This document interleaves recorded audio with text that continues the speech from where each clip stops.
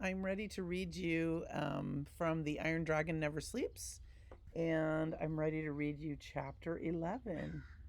So, hope you're ready to hear chapter 11. We'll see what happens next. I'm in our lovely classroom right by the door. All right, here we go. Chapter 11. What Winnie always remembered afterward was the doctor's office. It had a few chairs, a table, and a sink in the corner. There was an imposing cabinet with a glass front. It had bottles inside. Winnie couldn't read the labels. The room had a funny smell. It made Winnie glad she hardly ever got sick. Still, she was happy to go there with her father. She had to wait while the doctor changed his bandages, but she didn't mind. He was going to be all right soon enough. One time Winnie asked the doctor about Lee's brother Tom. Tom, the doctor had replied. Tom who? Tom Chang.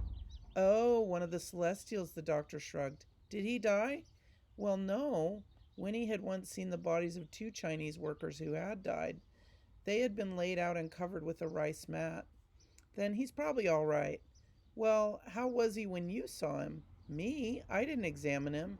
But he was in the tunnel with my father. He was carried out on a stretcher. Yes, yes, the doctor was unconcerned. I'm sure he was, but I don't treat Celestials. Winnie frowned. Why not? They work for the railroad, too. The doctor shrugged. It's just company policy. The Celestials have their own ways and medicines. I'm sure he's doing fine. Winnie wasn't satisfied. She later asked her father about it. What was the railroad doing for the injured Chinese workers? I don't know, Winnie. You heard the doctor. They have their own ways, probably something to do with vegetables. Winnie might have smiled at that when the summer began, but she wasn't smiling now. But they were hurt as much as you. Doesn't the railroad care? The railroad, Eli sighed, has a lot of things on its mind. He looked at her a little sadly.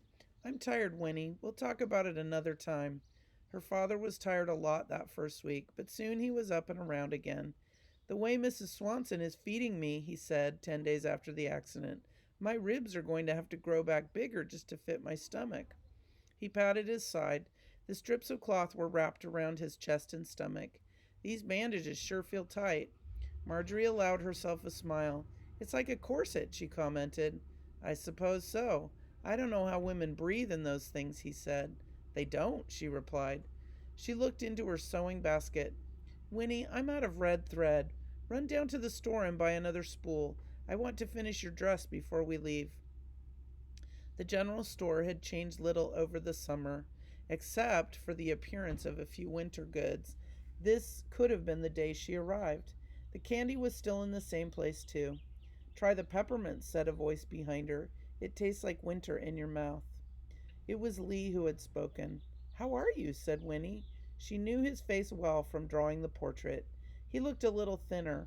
I am well, and how is your brother? He is better, already back to work. But he must need time to. No work, no pay, Lee explained. Railroad always in a hurry. Summer is ending. I know, said Winnie. I'm going home in a few days. Lee nodded. You return to the house with the garden. Yes, and school. She made a face. I have always wondered about school, said Lee. I have never been. You're lucky. Perhaps I do not always feel lucky.